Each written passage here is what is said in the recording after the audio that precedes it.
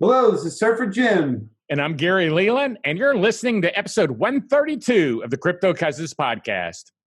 Feed your interest in Bitcoin and cryptocurrencies by joining Hall of Fame podcaster Gary Leland on the Crypto Cousins podcast. And remember, we are all cousins in the world of crypto.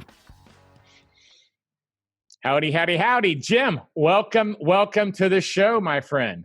Thanks for having me. I appreciate it. You know, we had met we were talking during Unconfiscatable, which I see you have your Unconfiscatable hat on. For those out there listening, not watching, it's a pretty good looking hat. I wear this everywhere because it opens up conversations. People want to know what that word means. It's a good looking hat. That was a good conference that Tone put on. Yeah, what was your Yes, favorite part of that conference?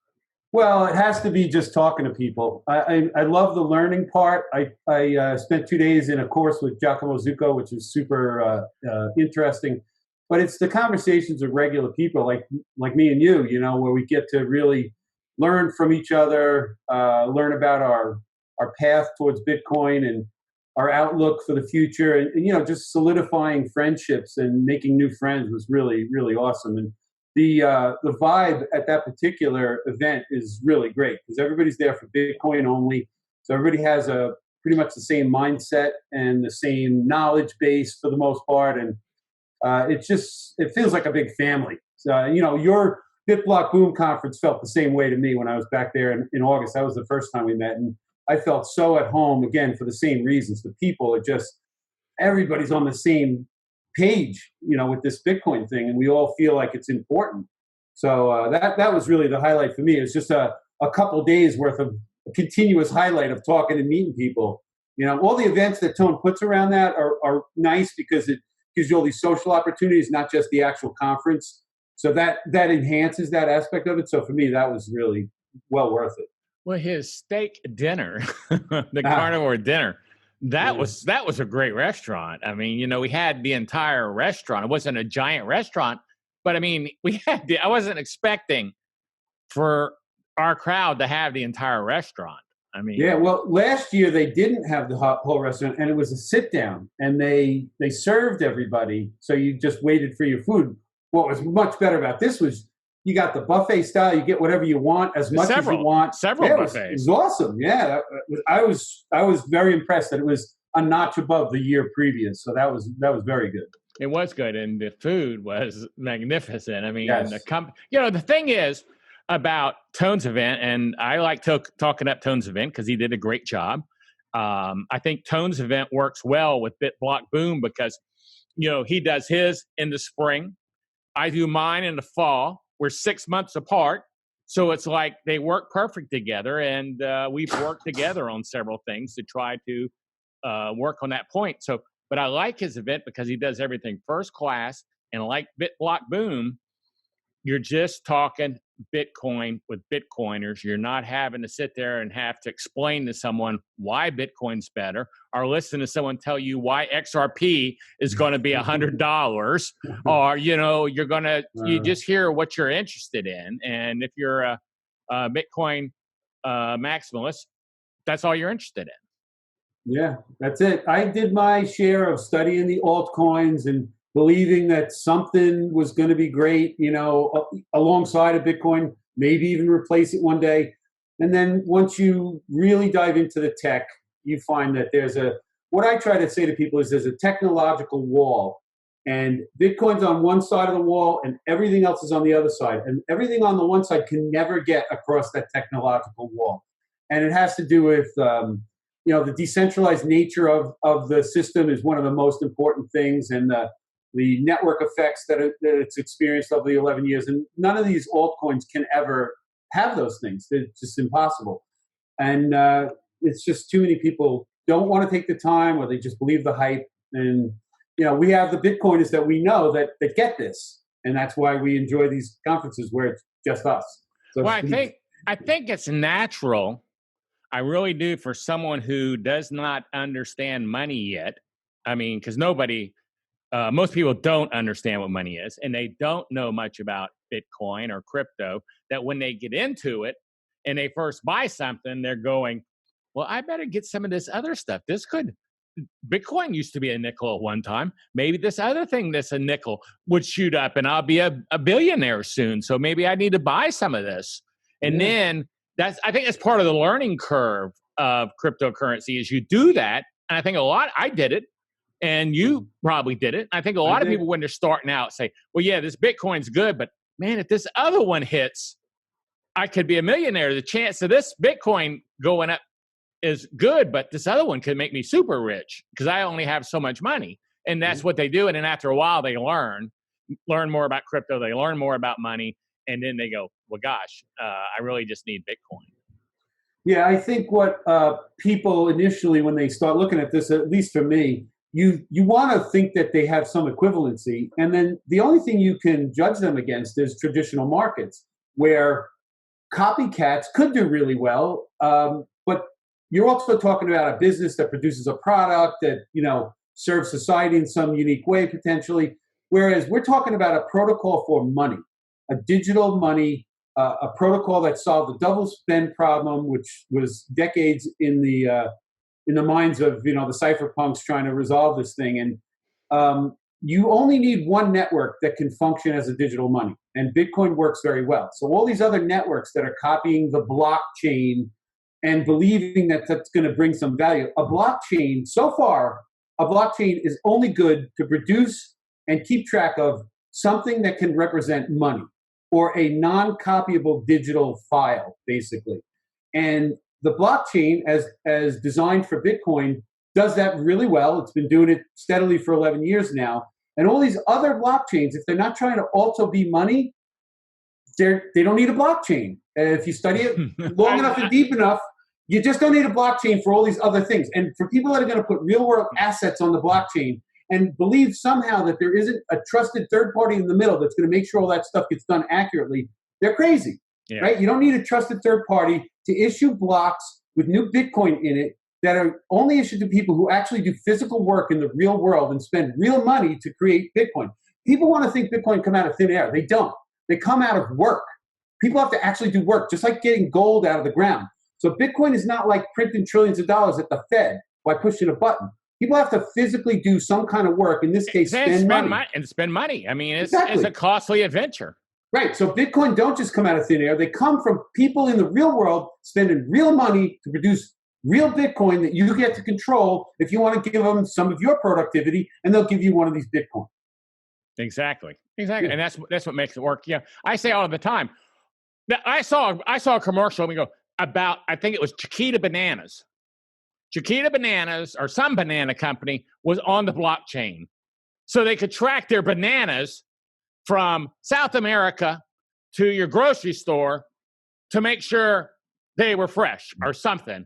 I don't know if they were making sure they're fresh or no one stole them. I don't know what the deal was. But I'm going, wouldn't a database work for that? Do we really need a blockchain for your damn bananas? And, I mean, that's the stupidest thing I've ever heard of. Sure. And the people at the other end, how many people are really going to give a crap that the bananas were tracked accurately?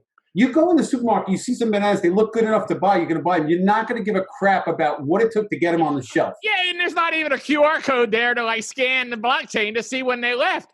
So what is the point? And I think people are just using it as marketing. Well, I know that's what they're doing. Of course. Walmart says, you got to put your vegetables on the blockchain if you're shipping as vegetables. Who cares?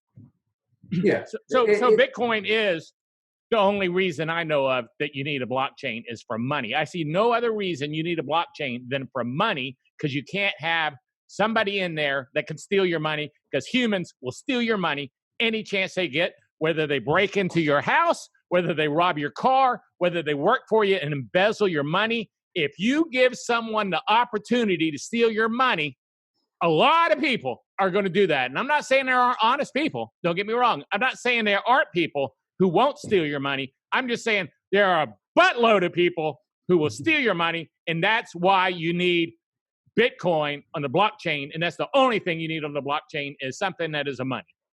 Correct. And the thing that they'll also steal if they're going to try and track real-world stuff on a blockchain is they'll steal your trust by putting stuff on the blockchain that's not real, that benefits them, and you can't check. Yeah. So the amount of false information that can be stuck on a blockchain by somebody out there is unlimited at this point. So, The only reason that doesn't happen in Bitcoin is because Bitcoin tracks only one little thing, the digital token that the system itself creates. And, we all know the mechanisms that protect that. We're not here to give an education to listeners about how the blockchain works, but anybody wants to study it, the information's out there. It's free. It's how we learned. You can go through the whole altcoin euphoria if you want to, but if you really study this stuff, logic dictates that you have to land back on Bitcoin is the only thing that needs a blockchain and the only thing that really matters at this point in this ecosystem. Hey, I want to change subjects for a second. Sure. Well, not really. We're still going to talk about Bitcoin. But when we were at Unconfiscatable, you had a business card you passed out. And I want to talk about this card for a second because I thought this was such a great idea, but I want to give you some crap too. Okay. This card is a double-sided business card, and it has. Is this you on there surfing by any chance? Yeah, that's me. Okay. I figured I might as well be Surfer Jim on Twitter. I might as well pick. Well, it could have been just a picture you grabbed for all I knew. I didn't know if that was. Yeah, you. It could be. Yeah, no, that's me down in Mexico a bunch of years back when I was a little more in my prime. Yeah, I figured you were a little bit younger then, but it has Jim surfing and the Bitcoin logo, and then this thing is the Bitcoin information card on both sides. It's got memes on it. It's got resources on it. Nakamoto Institute, lop.net, bitcoinresources.com. And then on the back, it's got all these books, the Bitcoin Standard, a little Bitcoin book. It's got a listing of books. It's got a listing of podcasts. It's got a listing of people on Twitter. I mean, if you hand this card to someone, I know you guys listening can't see this, and I don't know if anyone will be able to see it if I put it up here on the video. But as you can see, it's a two-sided card, so you see what I'm talking about.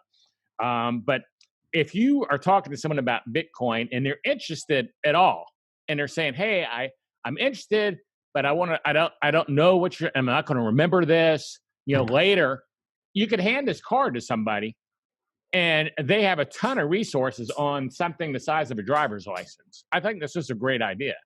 Well, thank you for that. But I was inspired by Giacomo Zucco's wife, Mir, who put up a Twitter post that said, "What are you doing for Bitcoin if you're not a developer?" And I immediately first thought was, well, I tell everybody about Bitcoin. And unfortunately, for a guy like me who's been a general contractor for 30 years, when you talk outside of your specialty, people don't give you any credibility. They don't think you know what you're talking about. You're hyping up some Ponzi scheme. It doesn't really matter. When I try to tell people about things that have helped improve my health, it's the same thing. What do I know? I'm just a builder. So I got this idea that if I could just point people to the right place, I would tell people about a website. They go home, they don't remember. Right. So I just thought to myself, if I could just hand them something. And then I just started brainstorming myself and thought, and I give out business cards for my company all the time. So I just thought, let me make a business card for Bitcoin.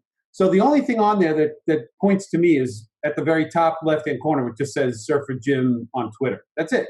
And that's actually very small. That's smaller than most of the rest of the card. It's not meant to be for me. The card was meant to be for Bitcoin and for people to find resources that can teach them about Bitcoin. And if they really wanted to find me again, they could direct message me on Twitter because my Twitter handle is right there if they get a microscope out and they can read it. So I just wanted to do that. And I will say that since I made the card, not only have all the Bitcoiners I've given it to loved it, but it has really helped me connect with regular folks a lot better. Because some of the regular folks I give it to, they actually do go and look some stuff up. And then I see them again later, and they got intelligent questions to ask me, or they thank me, or they say, wow, I had never known. And so little by little, it's working. It's a slow process, but at least they have it. They stick it in their pocket. They find it when they get home, and maybe they look into it, and maybe they don't. But at least I hand it to people, and I say to people all the time, now you can never say you weren't told. And I also mentioned the fact that it took me 3 touches to really understand or at least pay attention to Bitcoin. And I say to a lot of people, I don't know how many times you've heard about Bitcoin. Sometimes they'll tell me, I say, but this is considered 1 touch. You might need 1 or 2 or 3, but don't disregard this information. I highly recommend you do some research. And that's it. It's out of my hands at that point. Personal responsibility is the new counterculture, like Adam Meister always says. And you can lead a horse to water, but you know how that goes. So that's just me trying to lead people to what we believe is a very important technology for everybody. Well, I like what you say on here. You have these resources could use up to 6 months of your time of your life, but 10 hours should be good enough. I agree, because if you find a couple of the right resources, it only takes one or two pieces of information for it to click Right. in most people's minds. But they have to put the time in. You can tell them stories, but it's their own natural curiosity. They got a question in their mind. If they can find the answer without having to ask the question directly, and light bulbs go up turning, it leads them to something else, and they start finding answers on their own. That's way more powerful than being told this is the facts. Most people won't do it, unfortunately, but that's the society we live in. Most people are lazy. Well, I think most people have a hard time, Jim, when you're talking to them about this. First of all, you're talking a foreign language. Absolutely. They have no idea what you're talking about. And then you expect them to remember this foreign language when they get home and go research it on their own. And so they're going, man, I don't even know what Jim was talking about, and I'm not even going to get into it. So, but they do, I'm like in my peer group of people, boomers that I hang out with, I'm that crazy Bitcoin guy, that, hardly anyone ever asks me every once in a while someone goes, how's that Bitcoin doing? I go, doing pretty good. That's all I say anymore, around the same people. You can only push a dead horse so much to the same person before you just stop getting invited to events at all, because you are the crazy Bitcoin guy. But I do have. Go ahead. Go ahead. No, you. I was going to say, unfortunately, I find myself offering my business card to people I've already given it to, and I don't remember, because I just give it to everybody. And they're like, yeah, I already have one of those. And I'm like, well, did you look at anything? Because most of the time they didn't. So I just encourage them, When you print your next set, I do have a beef on here. I don't see BitBlockBoom on here anywhere.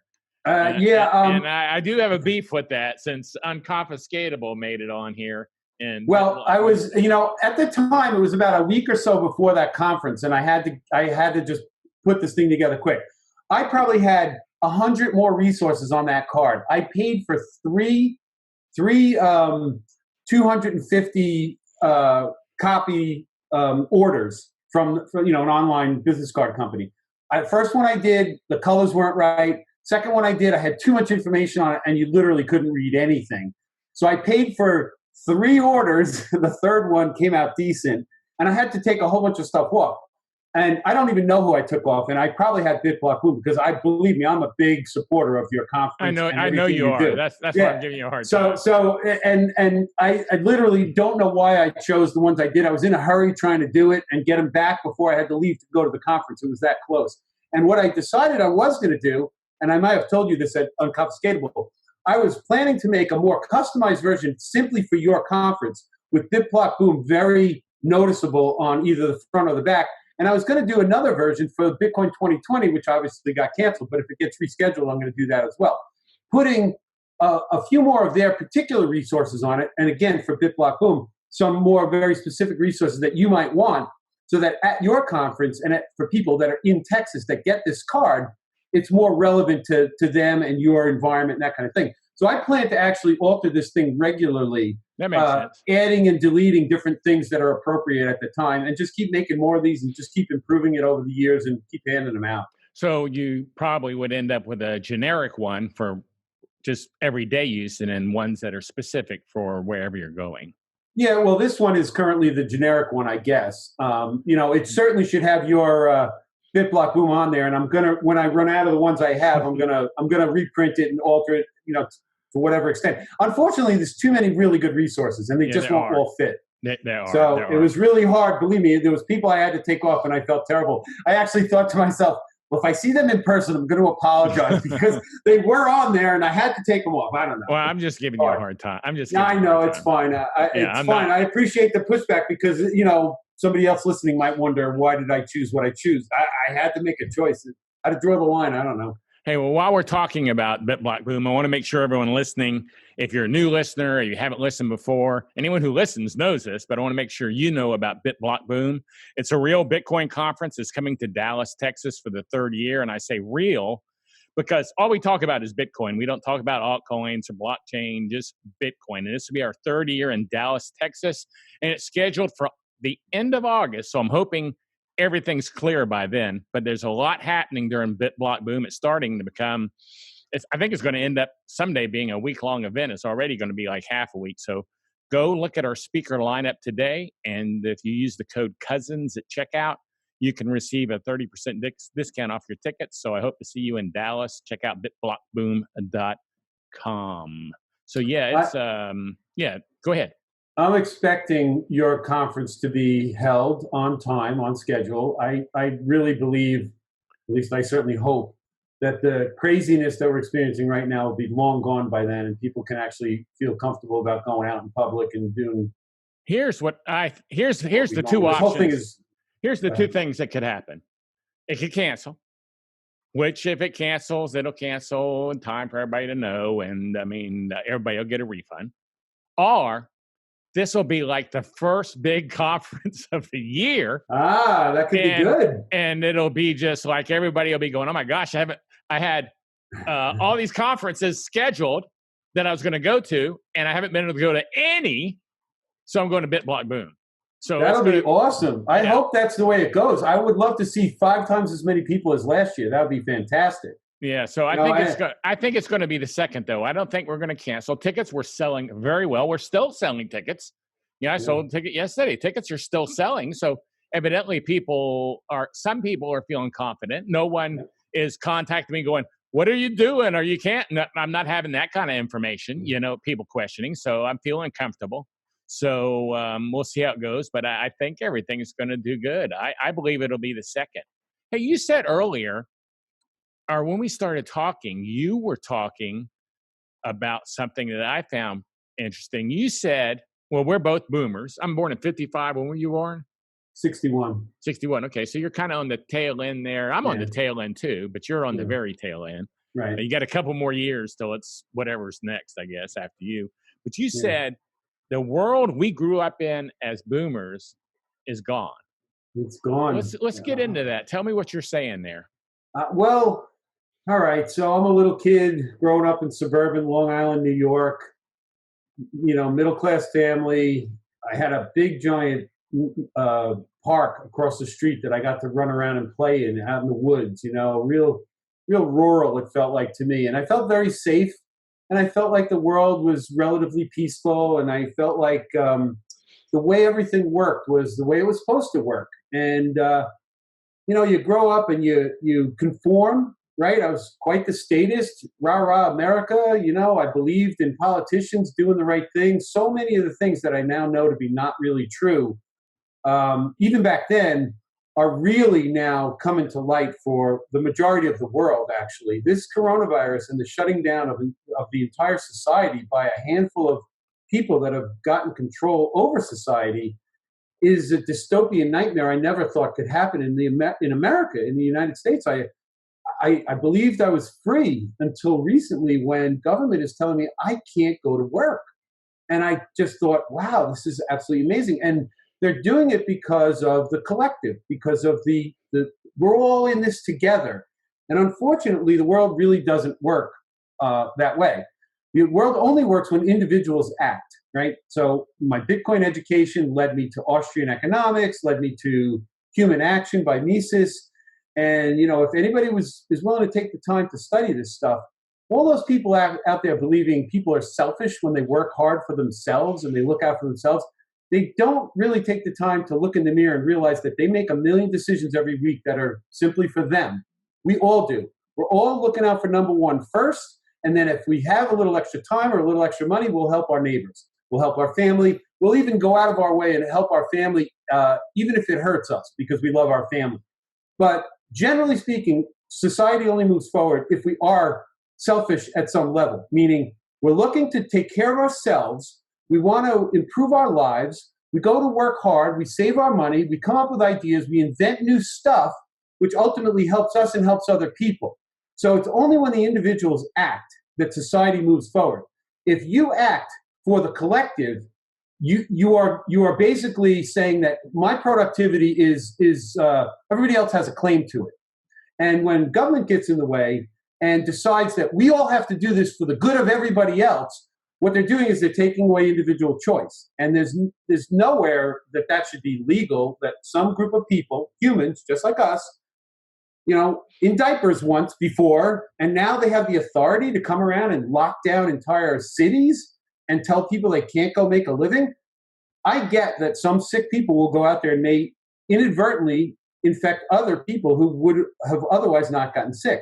But if everybody takes personal responsibility, this wouldn't happen, because the people who are willing to go out in society are taking a risk, and they've decided, I'm taking a risk. I might get sick. Okay, but I'm allowed to take that risk. So they have nothing to say. If they go out and get sick and they don't know who gave it to them, that's on them. So if they don't want to get sick, stay home. If you don't want to get your neighbor sick, you don't want to catch it, stay home.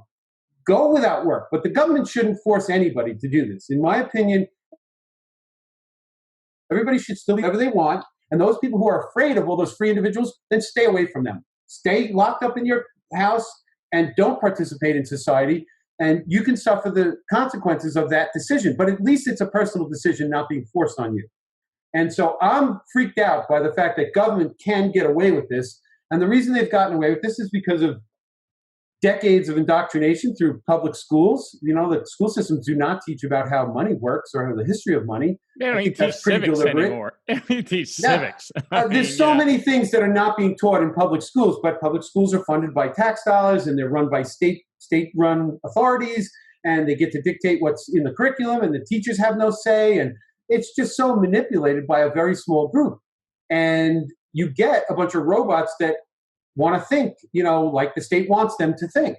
And there's just not enough people questioning authority in this world. The fact that there is an actual authority that has control over my life and I don't is absurd, because I didn't give them that authority. And just because I was born in some geographic location where there's an arbitrary line drawn on a map somewhere and says, because you are here, you're under our rule, which is all this is.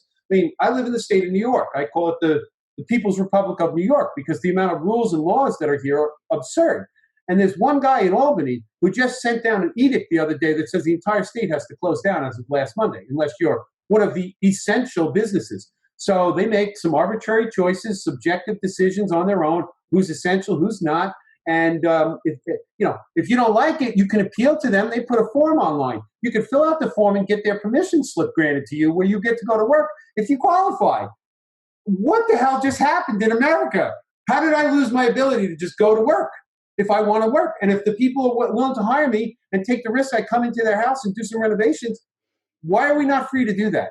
I don't get it. I just don't get it. It's unbelievable. The country I knew when I was growing up is completely gone right now. Well, so let me ask you this. Do you think I have to wear a seatbelt? I don't think you should be forced to wear a seatbelt. Absolutely Or a motorcycle helmet?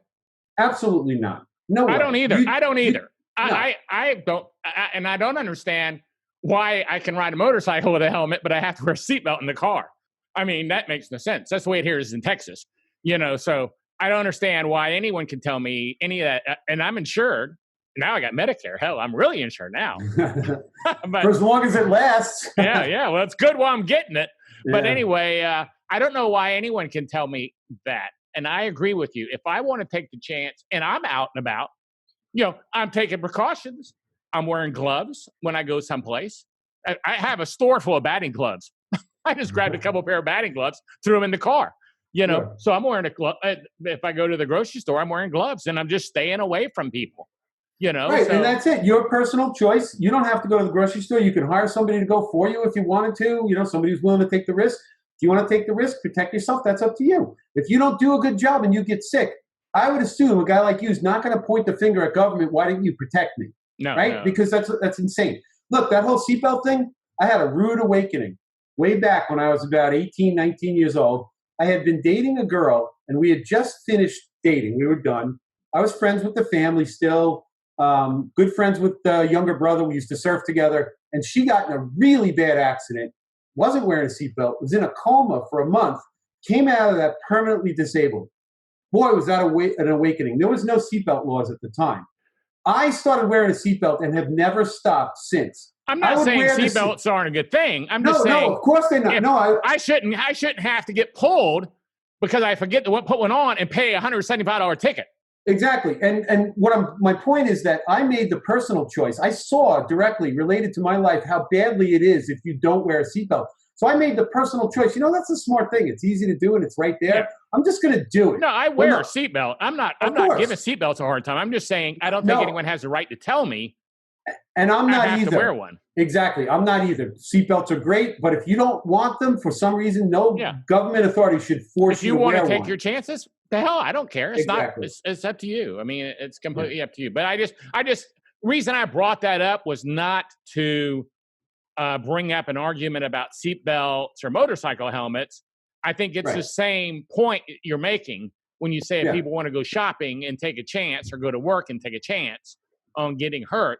That's the same chance you're taking. I think it would be ironic for someone to say, "Oh no, you can go shopping or work and take a chance on getting sick or hurt, but you got to have your seatbelt on. You can't take that chance. You can only take this other chance." Where I think that your whole life is yours. If you're not hurting someone else, I mean, I don't care personally if someone goes and ends their life. If they can't take it and that's what they want to do, it's their life. It's not hurting me. And maybe their family will be sad, but that's the point they decided to do.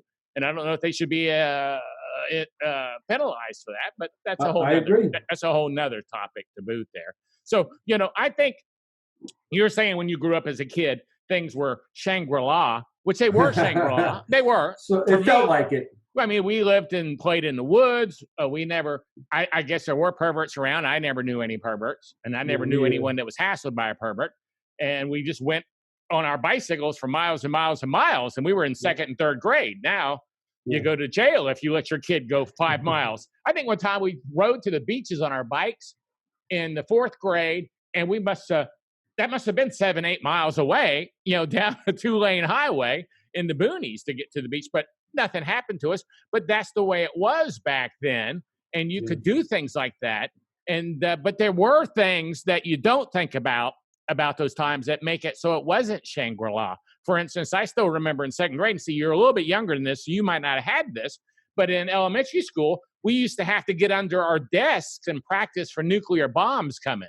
In case Russia dropped a bomb, I guess they thought that if we hid under our desk, we would be safe, and I remember doing that several times in the 2nd and 3rd grade, having they didn't call it nuclear bomb defenses, but they were, I don't know what it was called. We had that in my school, my elementary school growing up. I remember the drills. They would either march us out into the hallway. We would all crouch against one wall. It was all, at the time as a kid, you would hear on TV, oh, the Russians are evil, we got to worry about them coming and attacking us. And I just thought, well, they're really far away and I feel pretty safe, but I guess I got to go through this stupid drill. I didn't understand the significance of it. To me, it was just some stupid thing we always had to do. That's what it was to me, too. It was just some stupid thing. I didn't really get paranoid, but we're still worried about the Russians, it seems like to me.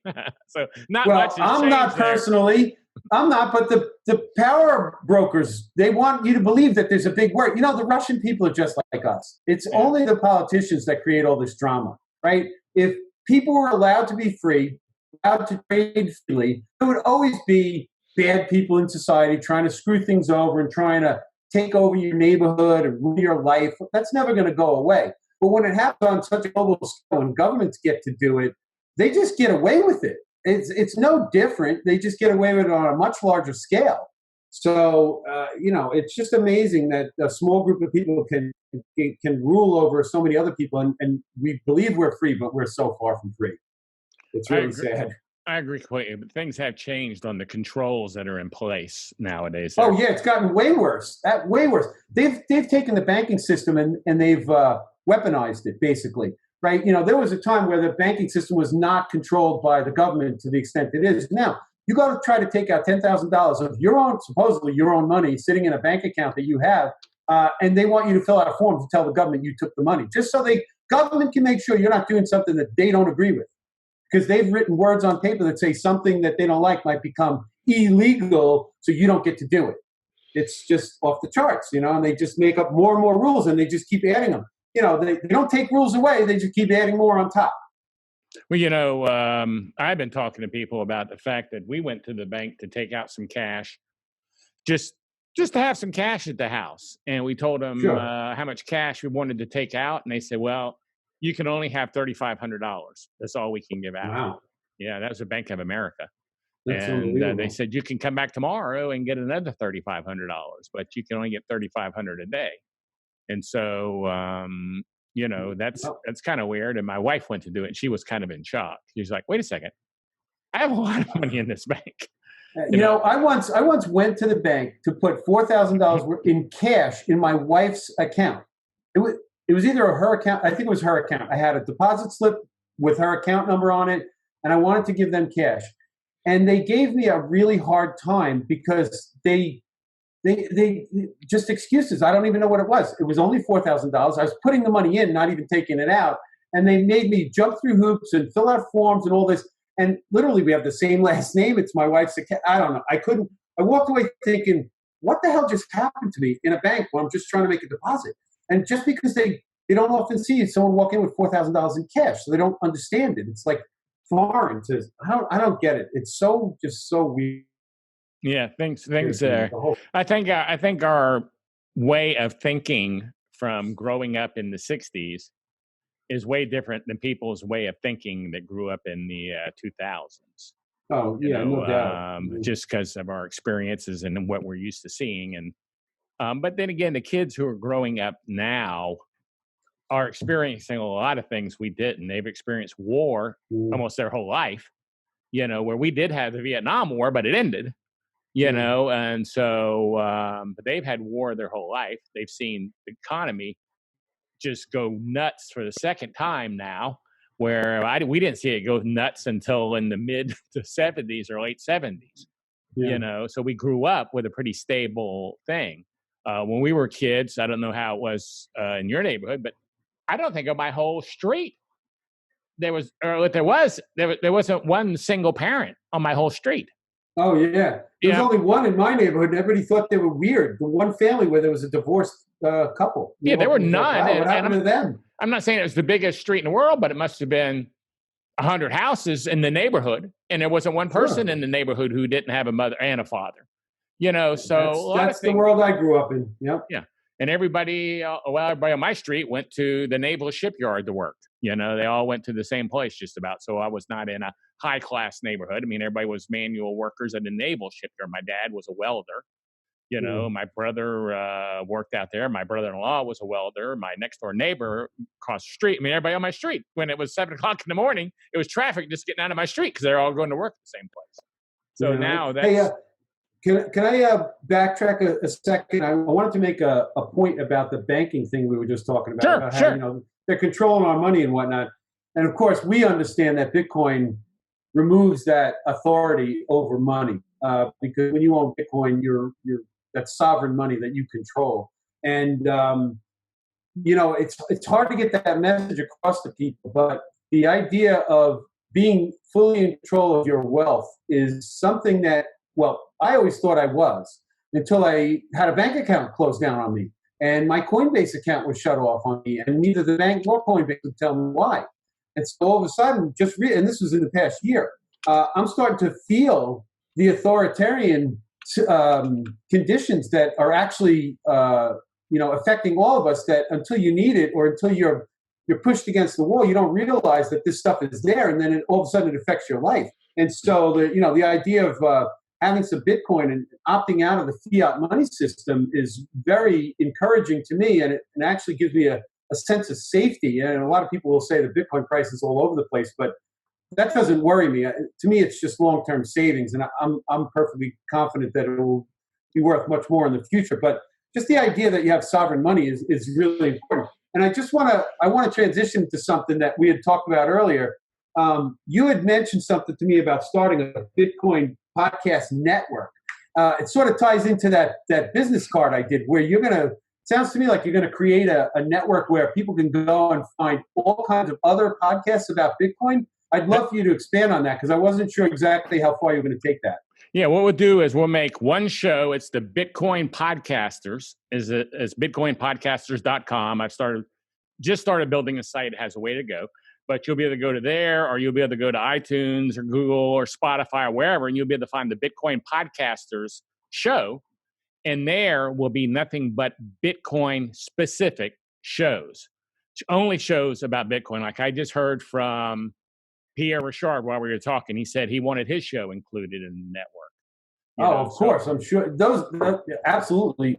And you and I could both name dozens of shows out there that should be included, which is awesome. But I just think that's great because it's a one-stop shop for some people who want to watch podcasts, and they're going to get the right information from trustworthy people, which is awesome. You can just, you can just go to the site, and you don't have to like search and hunt and find all these things.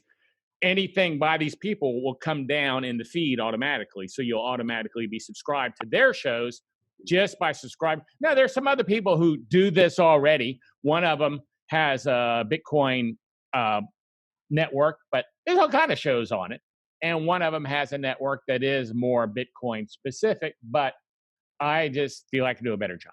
That's you probably can. And we're so early in this thing right now that there's enough room for more than one. Exactly. And you know what? You'll probably blow them out. And I'm not really going after shows that are already involved with another network. If I see they're with another network, then I'm really not interested in it, because I'm not just trying to repeat. I don't want it to be like, I can subscribe to this network or this one and all the same people are there.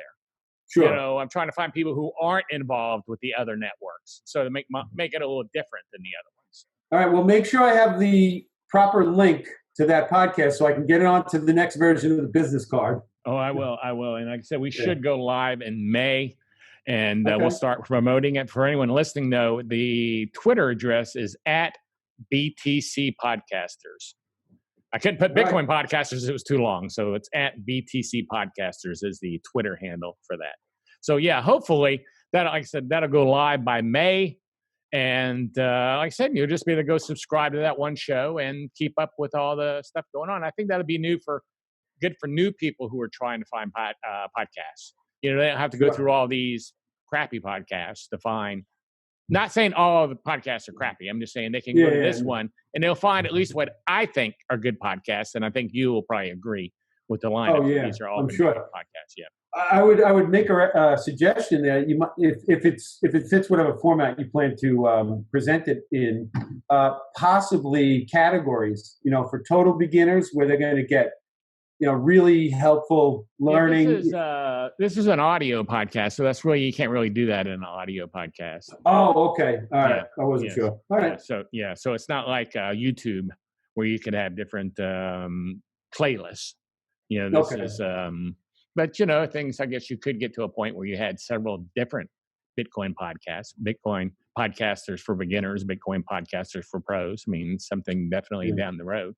There are certain things that really helped me when I was trying to learn. I found in my life, I came to the realization that what motivates me, or what allows me to move forward and understand things, is to understand how they work internally. As a kid, it was always mechanical at first. I would take something apart because I wanted to see how the gears worked inside. And I grew up in an age where there wasn't a lot of electronics at first. When I was a very young kid, I was building things with an erector set, old school toys. There was no cell phones, computers, or any of that stuff around at the time. And so I figured out early on in life that in order for me to accept anything, I got to understand how it works. So when I got a little older in life, I ended up in a business back in my 20s. I got a securities license. I had a license to sell stocks and bonds, all those things. It wasn't what I really loved, so I didn't stay in that field. But I really learned a lot about how that whole market works. It was one of those eye-opening experiences. When you really dig down into something, you start to see the mechanisms that are behind the scenes that the average person doesn't see. And with Bitcoin, it was the same thing. I heard a podcast. This is my third touch and what really got me into Bitcoin. I heard a podcast, and the woman on the podcast was talking about Bitcoin and trust in the same sentence. And I built a business over 30 years that is heavily relied on trust. I work on a lot of summer homes where the people aren't around to see me doing the work. So they have to simply trust that I'm not cheating them. And when I started in this one particular town on a little barrier island called Fire Island, when I started over there, I had an absolutely clean slate. Nobody knew me, and I didn't have a bad reputation, but I had actually no reputation. But I had a clean slate in order to build a good reputation. So I went out of my way to make sure that my customers knew I was not cheating them. And this was before digital cameras. I would take pictures and get double prints, and I would send one set of prints to the customer.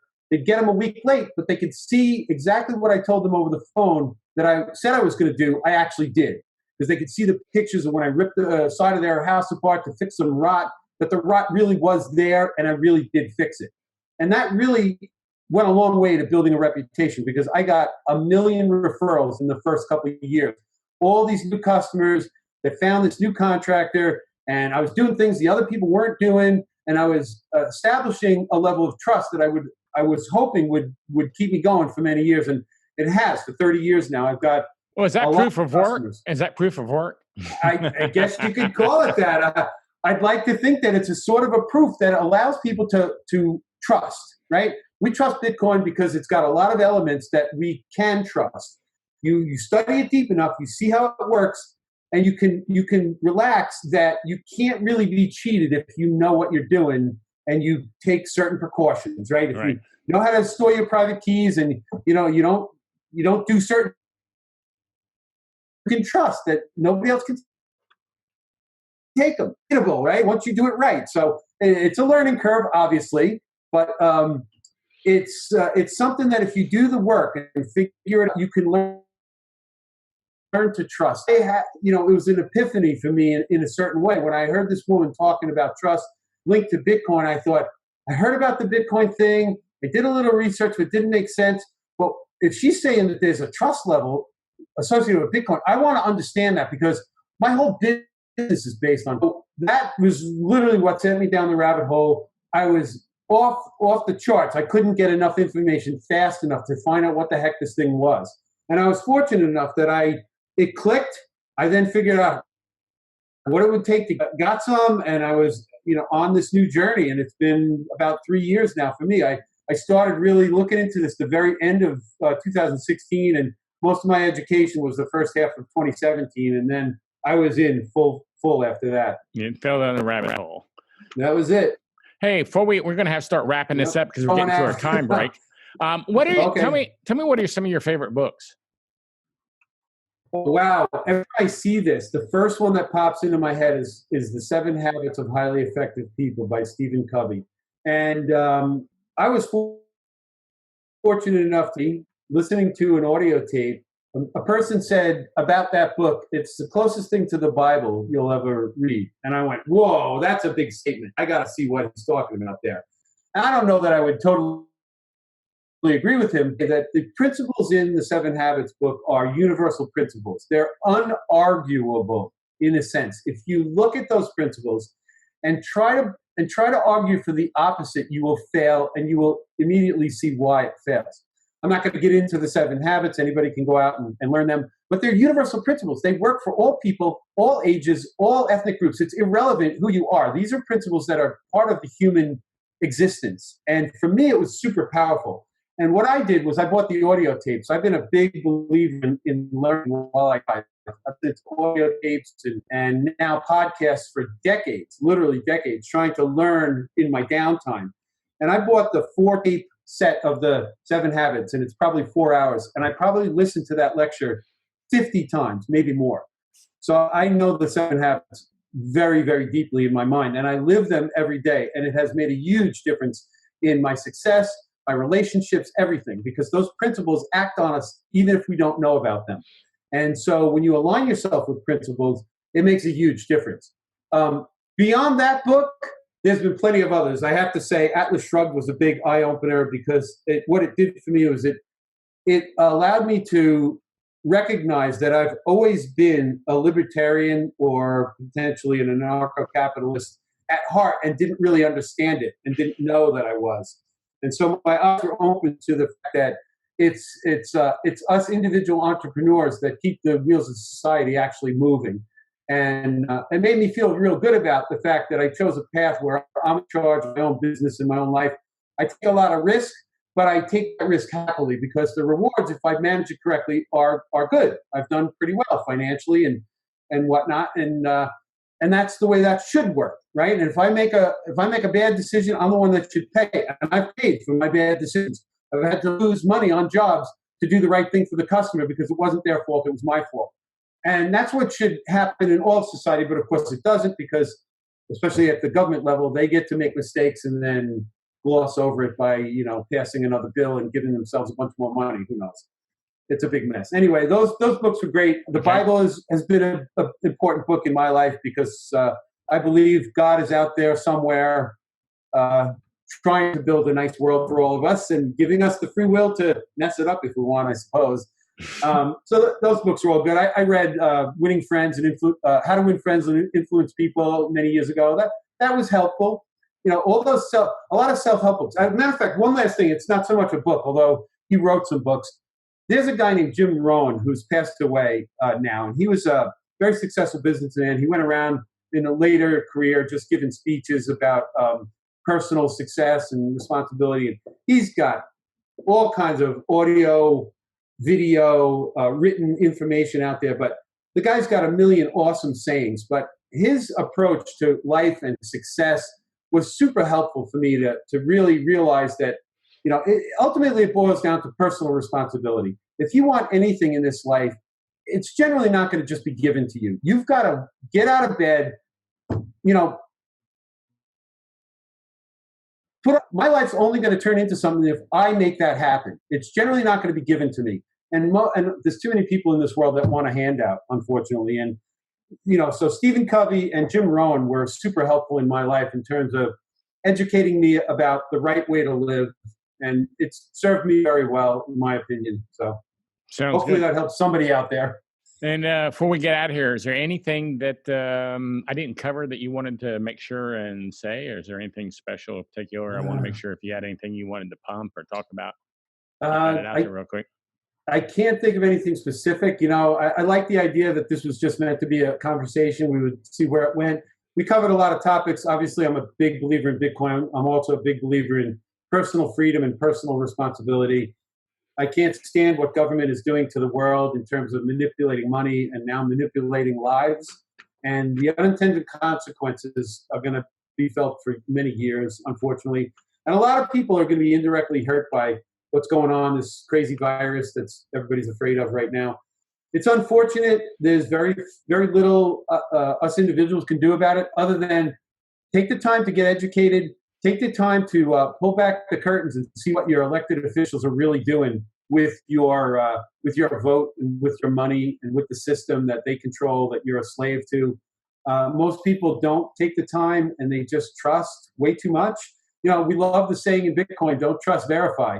So if you're a little unsure, man, you need to go out and verify and see if what you're being told is really the truth. And most people just never will.